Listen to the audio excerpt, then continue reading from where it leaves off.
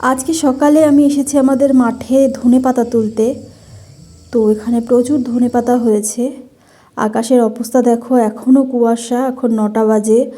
আর 3 দিন ধরে আমাদের এখানে সূর্য দেখাই যাচ্ছে না, প্রচণ্ড ঠান্ডা পড়েছে। তো তার মধ্যেই আমি এসেছি ধনেপাতা তুলতে।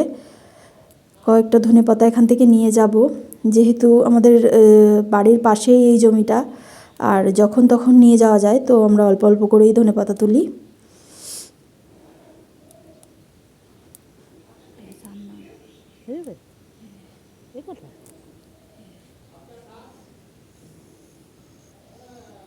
আর দিও না, লাগলে টাটকা টাটকা নিয়ে যাবো। হ্যাঁ, লাগলে টাটকা টাটকা দিও।